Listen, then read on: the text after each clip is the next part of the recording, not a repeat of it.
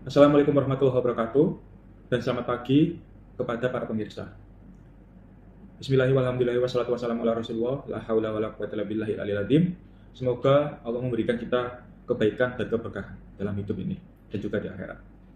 Perkenalkan, nama saya Dr. Gigi Mardianto Rizky Hartono, Magister Kesehatan dengan NIDN 07 2303 8904. Saya adalah seorang dosen dan diangkat sebagai dosen tetap di Departemen Biomedik dan Biologi Oral di Fakultas Kedokteran Gigi Universitas Hang Tuah Surabaya. Saya diangkat pada Desember 2018 dan ini insya Allah sudah 6 tahun dan mau ke 7 tahun dari saya mengajar di sini. Saya mengajar di Fakultas Kedokteran Gigi Universitas Hang Tuah ini yaitu pada S1-nya Pendidikan Dokter Gigi Akademik, tentu dengan bidang keilmuan saya. Pada semester gasal, saya memberikan kuliah di 3 mata kuliah, yaitu mata kuliah Ilmu Kedokteran Gigi Terpadu 1 atau IKGT 1, yaitu dengan topik kranium, limfa anatomi, artrologi, dan temporomandibular joint, stomatognati, dan perubahan bentuk dan ukuran kraniofasial. Pada mata kuliah kedua saya, yaitu saya mengampu di Ilmu Kedokteran Dasar Sel atau IKD Sel. Topik yang saya ampu adalah apoptosis, kematian sel. Pada mata kuliah ketiga, saya yaitu pada Ilmu Kedokteran Dasar Jaringan atau IKD Jaringan. Topik yang saya ampu adalah otot anatomi, otot fisiologi, dan tulang anatomi.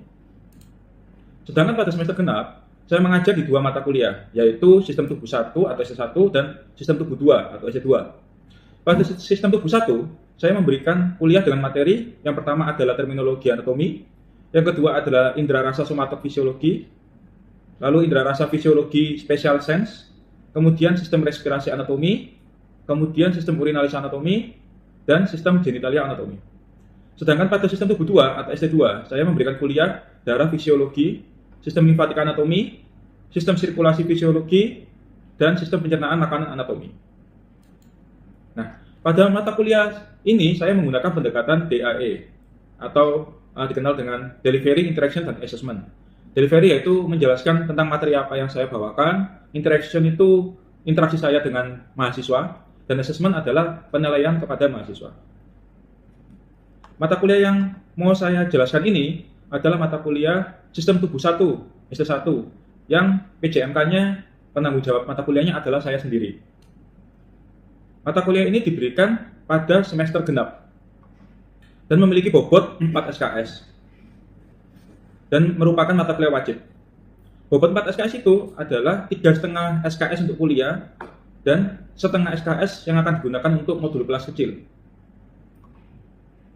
Dan pada mata kuliah Sistem Tubuh 1 ini memiliki jumlah total dengan ujiannya adalah 64 tatap muka yang terbagi menjadi 50 tatap muka untuk kuliah kelas besar, 6 tatap muka untuk kuliah kelas kecil, dan 8 tatap muka untuk evaluasi. Saya akan menjelaskan deskripsinya singkat mengenai RPS saya, yaitu RPS Sistem Tubuh 1 ya. Nah, pada Sistem Tubuh 1 ini, itu mahasiswa diharapkan mampu menguasai konsep teoritis secara umum tentang ilmu biomedik, meliputi anatomi, histologi, fisiologi, biokimia, mengenai apa? Mengenai terminologi anatomi, sistem saraf, sistem respirasi, genitalia, dan endokrin. Terdapat 9 sub CPMK-nya di sini, yaitu pertama mengenai terminologi anatomi, kemudian yang kedua adalah sistem saraf anatomi, kemudian mengenai lalu sub CPMK yang ketiga adalah mengenai fisiologi sistem saraf, indera rasa somatik, indera rasa spesial seperti penghidup, pengecap, pendengaran, dan penglihatan. Kemudian pada sub CPMK yang keempat ini itu mengenai topografi organ dan jaringan penyusun sistem respirasi, mulai dari anatomi, histologi, dan fisiologinya. Pada sub CPMK yang kelima ini mengenai sistem urinalis, yaitu meliputi anatomi dan histologinya. Kemudian pada sub CPMK yang ke-6 itu adalah mengenai sistem genitalia, mengenai anatomi dan histologinya. Pada sub CPMK ke-7 adalah mengenai sistem urogenitalia, yaitu mengenai fisiologinya. Kemudian pada sub CPMK ke-8 yaitu mengenai kelenjar endokrin, yaitu anatomi, histologi, dan fisiologinya. Kemudian di sub CPMK 9 yang terakhir itu mampu menguasai tentang nutrisi dan hormon serta memiliki keterkaitan dengan iptek kelautan. Secara singkat, mata kuliah ini merupakan mata kuliah menjelaskan tentang ilmu anatomi, histologi, fisiologi dari sistem tubuh yang meliputi sistem saraf, sistem respirasi, sistem urinalis, sistem genitalia, sistem endokrin, dan sistem metabolisme tubuh. Bahan kajiannya ada 9 sesuai dengan subjek PMK-nya, yaitu terminologi anatomi, saraf fisiologi, sistem respirasi, urinalis, genitalia, urogenitalia, endokrin, nutrisi, dan hormon. Untuk buku pustakanya, yang kami gunakan biasanya adalah buku histologi dan anatomi dari Frendenbeck, lalu kemudian menggunakan sebutan atlas anatomi dari Elsevier, baik itu anatomi general, internal organ, atau head neck neuroanatomi. Kemudian fisiologinya dengan textbook medical fisiologi Ganong ataupun dari Guyton. Kemudian selain itu juga menggunakan Harper ilustrasi biochemistry, kemudian juga clinical oral anatomy dan lainnya. Dosen pengampunya terdapat 5, termasuk saya, Dr. Gigi Mardianto Rizky Hartono, Magister Kesehatan sebagai PJMK-nya. Nah, ini tatap mukanya. Pada tatap muka pertama dan kedua, mahasiswa itu akan mempelajari mengenai terminologi anatomi. Kemudian pada tatap muka ketiga dan keempat, itu mempelajari tentang sistem saraf anatomi.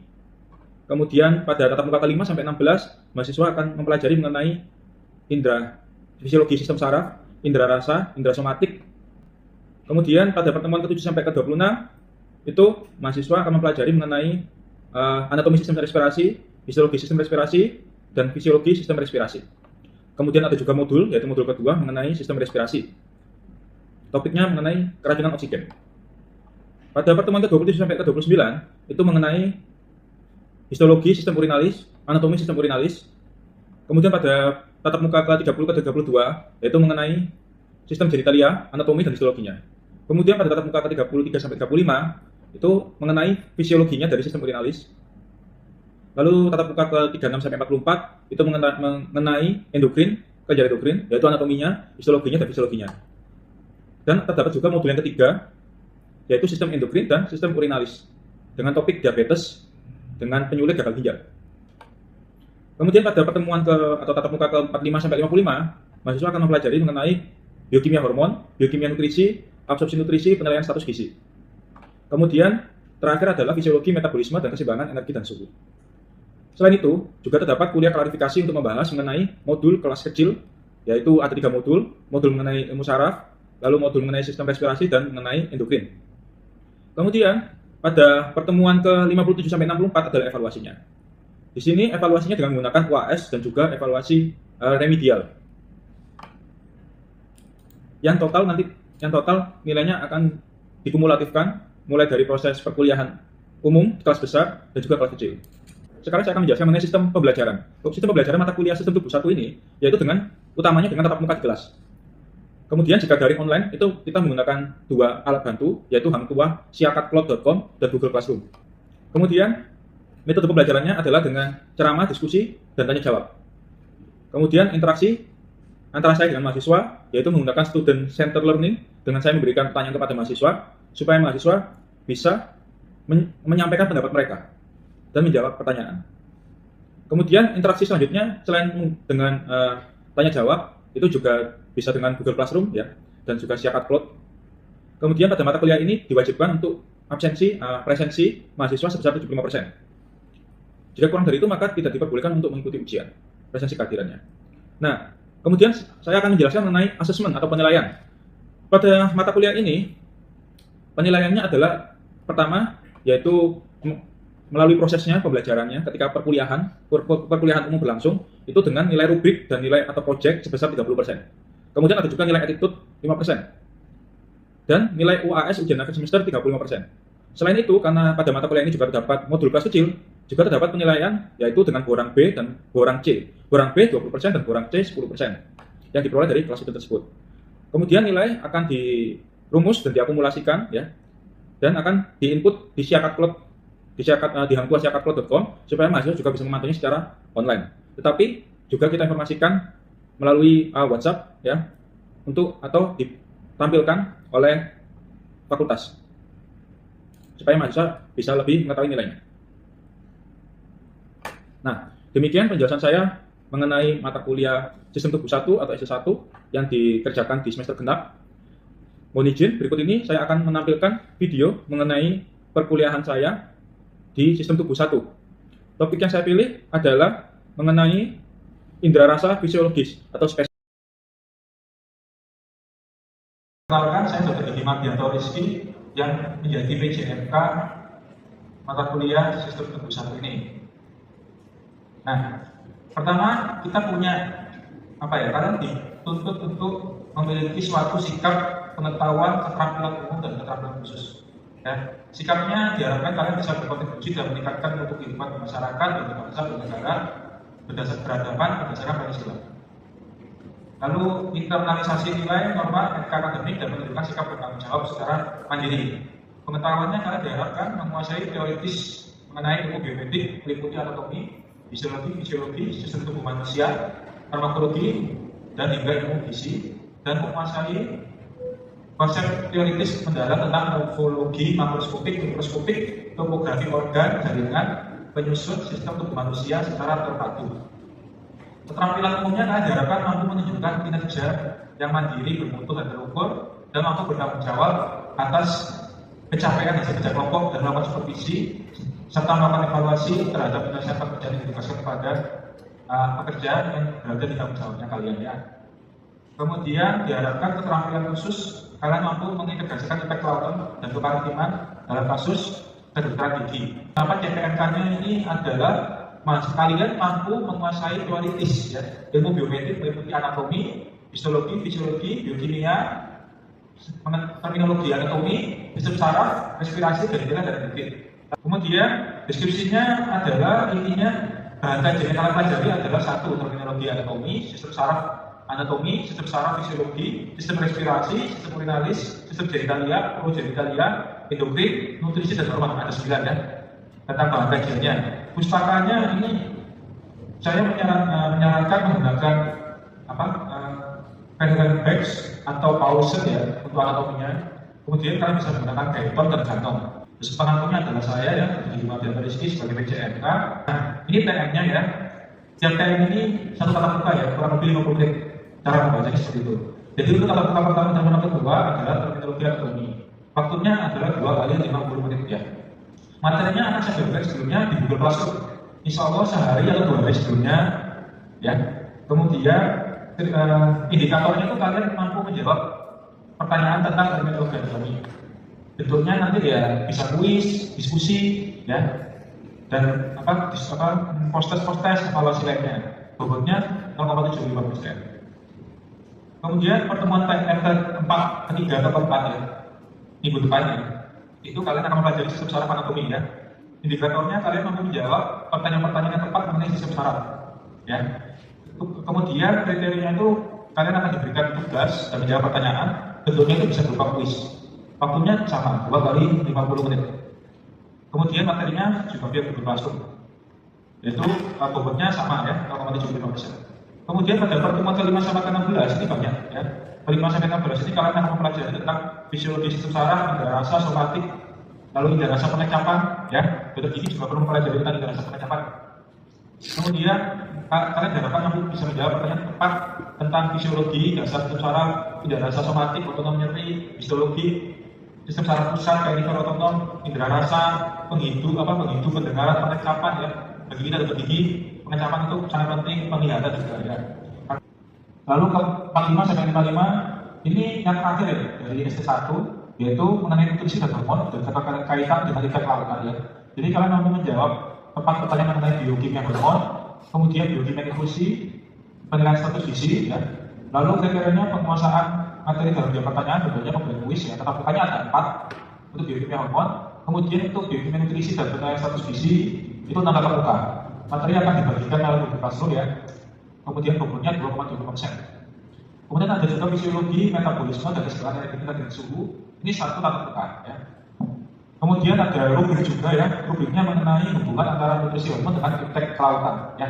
Misalnya bahan kelautan apa yang bisa membantu nutrisi sama sebagai nutrisi dan juga mempengaruhi hormon ya. Nah, seperti ini ada tugas sebuah resume potensi sumber daya laut atau sistem hormon, nutrisi dan metabolisme nilainya 20%. Nah, kemudian ada pilihan klarifikasi untuk modul 1 sampai 3. Ya, nilai-nilai tugas kalian semuanya tadi itu, ya, nilai rubriknya tugas itu memiliki nilai 35% ya. Kemudian UAS kalian itu bernilai 35%. Ya, berarti sekitar 70%. Dan itu juga diambil dari nilai barang-barang sehingga semuanya di total menjadi 100%. Nah, apakah ada pertanyaan? Tidak ada?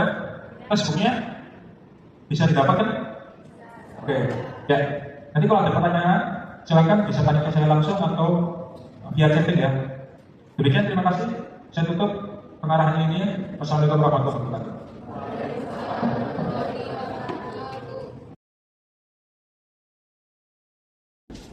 Assalamualaikum warahmatullahi wabarakatuh. PPT-nya sudah kelihatan ya? Gimana kabarnya? Sudah sarapan? Ya, oke. Nanti sudah siap untuk mengikuti perkuliahan kita ya? Siap. Jadi kita kuliahnya kuliah sistem tubuh 1 ya, 2 TM ya. Sekarang 23 Maret 2025 ya. Topiknya indera rasa fisiologi ya. Perkenalkan, saya Dr. Gigi Mardianto Rizky Hartono, DNKFS ya. Kita ada di pendidikan untuk gigi S1 ya, di FKG UHT. Sebelum kita mulai, mari kita berdoa dulu. Berdoa, saya persilakan.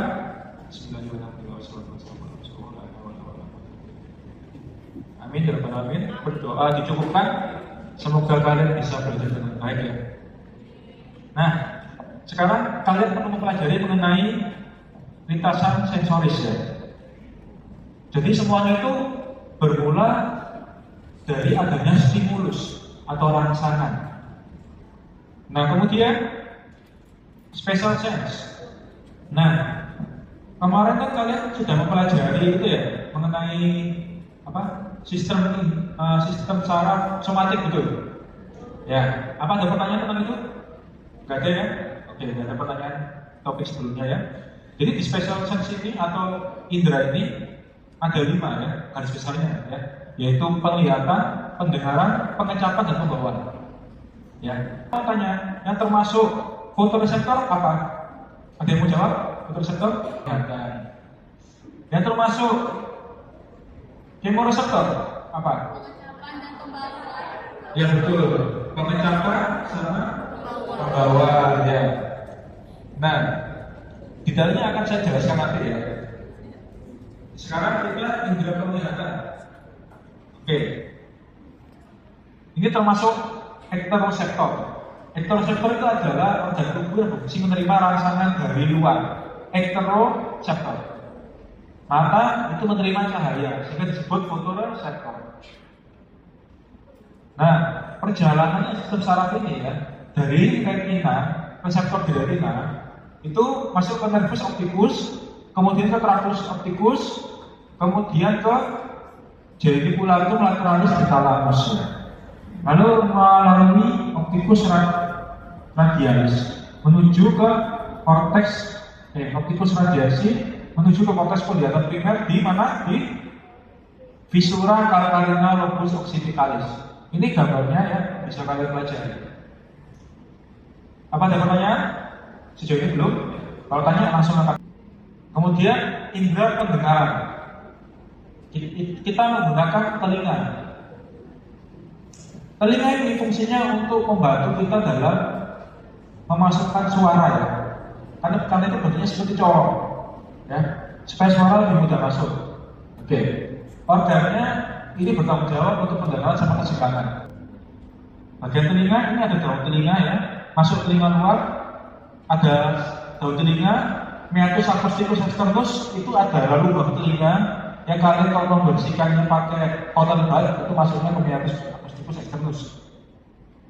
Kemudian ini ada telinga bagian tengah yang terdiri dari membran timpani, tulang pendengaran, tuba eustacia, fenestra ovalis. Dan telinga bagian dalam, lagiri, cochlea, nervus acousticus, canalis circularis, dan vestibuli. Nah, saya mau mensimulasikan mengenai pendengaran ini ya. Ayo, kita ilustrasikan biar kalian paham. Nah, bebas silakan baris ya, bebas. 4 orang bergandengan tangan. Ini penting ya. Kita ilustrasikan dengan simpel. Jadi ini apa? Ini gendang telinga. Ini apa? nucleus, fokus, stapes, terus itu ujung reseptor sampai ke persepsi ya di cerebrum, terus kemudian nucleus di belakang jadi otot stapes ya. Saya kalau kasih rangsangan langsung diteruskan ya. Nah, misalnya gedang telinga saya pukul, saya salah suaranya, terus digoyang kan? Nah, yang jadi cerebrum gimana? Apa ada rangsangan? Ada rangsangan. Sekarang kita potong di, misalnya ada cedera, kita potong di sini ya. Sekarang kita kasih rangsangan. Nah, nggak bisa kan? Berarti di sini, ya. Artinya apa? Ini saling berhubungan. Kemudian ganti-ganti lagi. Sekarang saya akan memberikan rangsangan yang sangat stimulusnya sangat kuat ya. Otot stapes ya, yang jadi nucleus itu tujuannya kalau ada suara keras dia membantu meredam. Kalau misalnya saya memberikan suara keras, pukul keras, ini keras sekali kan? Benar keras sekali. Nanti ketika saya minta berfungsi, kekerasannya diredam ya. Oke. Rasakan keras. Keras apa tidak? Kekerasan keras apa tidak? Persepsi? Tidak. Nah, itulah fungsinya. Jadi ketika kita mendengar suara keras, kita itu masih ada suatu feedback negatif atau upaya untuk pertahanan tubuh kita ya. Ada suara keras, tubuh kita bereaksi. Contohnya seperti otot stapes itu ya. Oke, ucapkan terima kasih tepuk tangannya. Sekarang ditutup kali.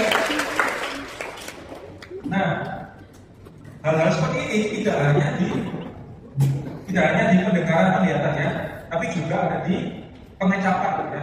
Buat kita dalam diri semuanya itu penting. Karena kita berhadapan dengan pasien atau dengan sel.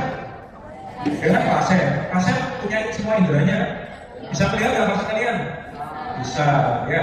Bisa mendengar tidak? Bisa, ya. Mengejar jelas bisa. Kemudian, nah ini indera pengecapan, ya. Termasuk kemoreseptor, ya. Bukan fotoreseptor. Tidak, kalian di sensor ada rasanya tidak? Tidak. Kalau kegigit sakit tidak? Berarti itu masuk mekanosensor. Hah? Apa itu? Bukan, ya. Kenapa kok sakit? Karena merangsang saraf nyeri atau freedom ending, ya. Tapi dia masuk kemoreseptor ya, karena rangsangannya berupa kimia, ya. Syaratnya harus larut pada cairan di hidung dan di mulut. Kemudian sensasi pengecapannya ada asam, asin, manis, pahit, umami. Pedas masuk nggak? Pedas itu reseptornya bukan kesbak. Karena dia sensasi panas yang dirasakan di semuanya, lengkap. Kalau kesbak ini, kesbak ada di mana? Paling banyak? Ada di lidah. Seringkali mahasiswa itu menyangka papila-papila ini kesbak. Betul atau salah? Satu papila pasti mengandung kesbak. Papila pasti mengandung kesbak yang di lidah itu? Tidak. Ada papila yang tidak mengandung kesbak ya, seperti papila folia. Kemudian, apakah kesbak itu selalu di dalam papila? Ya atau tidak? Tidak. Ya, kesbak itu ada di lidah, tapi juga ditemukan di palatum dan di mukosa, hingga di faring pun ada. Cuma jumlahnya kecil, paling banyak kalau di lidah. Ya, jadi bagian sendiri adalah papila ya. Ini yang papila foliata, filiform, fungiform ya. Bagian lidah bawahnya apa? Ada radix, dorsum sama apex. Ya, satu kesbak itu membungkus 50 saraf. Nah ya, letaknya ada di mana? Lidah, palatum, epiglottis, nasofaring, sama konsilar pun ada. Laki-laki sama perempuan punya kesbak lebih banyak laki-laki sama perempuan? Lebih banyak? Perempuan.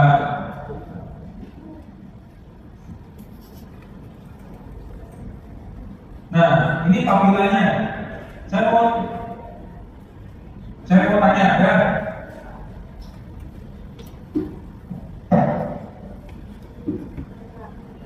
Saya mau tanya apa ada pertanyaan?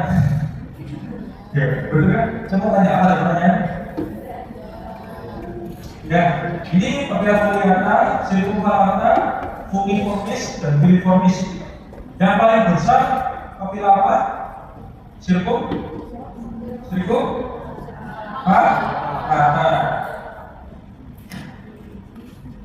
Nah, ini rasa pengecapan primer, ya. Asam, asin, manis, pahit, umami. Rasa asam itu karena ion H+. Kemudian asin itu ion Na. Kemudian manis itu bisa dari gluka, glukol, alkohol, aldehyid, keton, amida, ester. Utamanya di ujung lidah. Pahit itu karena nitrogen sama alkaloid. Pahit tidak suka makan sayur? Suka? Suka? Oke. Pahit kalau makan sayur tidak dimasak, rasanya gimana? Ada yang manis asin? Sayurannya ini buat beda Pak. Kalian kalau makan banyak mentah, kira-kira rasanya gimana? Pak? Pahit ya. Kenapa? Tumbuhan itu sangat banyak mengandung alkaloid. Kalian kalau menjalankan skripsi, pasti penggunaan ekstrak herbal dari misalnya dari daun mangrove, daun bayam, daun apa, kandungannya alkaloid, pasti akan muncul. Hampir di semuanya ada. Tapi kalau dimasak sudah mulai terkurang jadi dimulai sehingga rasanya pun jadi agak berbeda. Biasanya lebih lembut. Nah, saya mau tanya, yang paling sensitif rasa apa? Pahit. Kenapa? Soalnya keras banget. Keras banget. Namanya ibu berapa? 12. Mungkin 12 ya. Nama? Anissa. Anissa. Nah, ya tadi yang paling sensitif betul ya sampai tepuk tangannya. Nah, sekarang ini transmisi sinyalnya dari pengecapan lidah kita ke saraf pusat.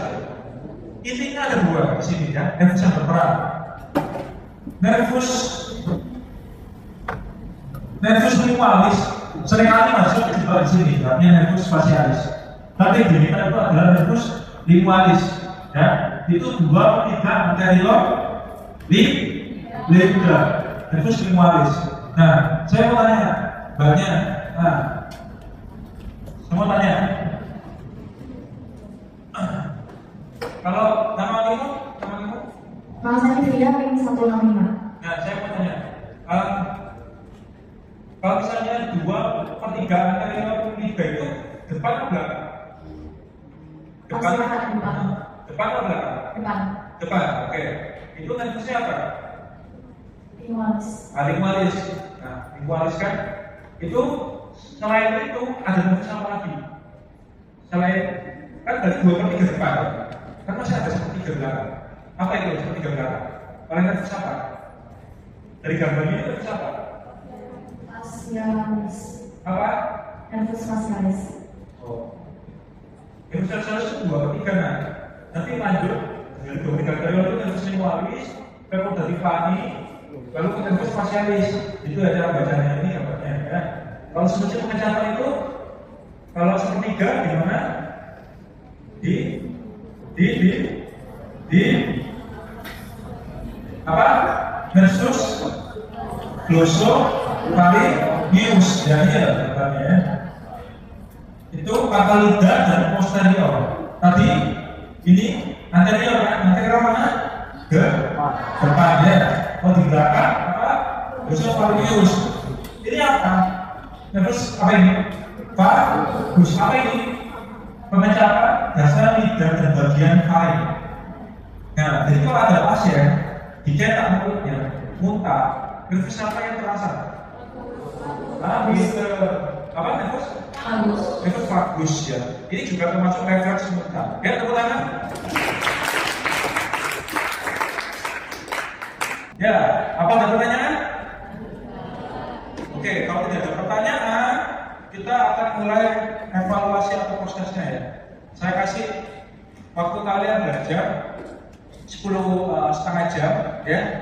Dari materi yang saya kasih ini, nanti kita akan mulai 1/2 jam lagi prosesnya. Ya, prosesnya nanti saya kirimkan berupa Google Form ya, dan akan saya bagi di Google Classroom mata kuliah satu persatu. Ada pertanyaan? Ada? Oke, kalau nggak ada pertanyaan, tadi kita buka dengan doa tidak? Nah, sekarang kita tutup dengan doa juga ya, semoga ilmunya bermanfaat. Berdoa saya silakan.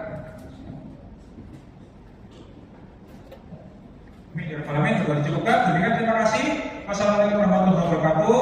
Sampai jumpa.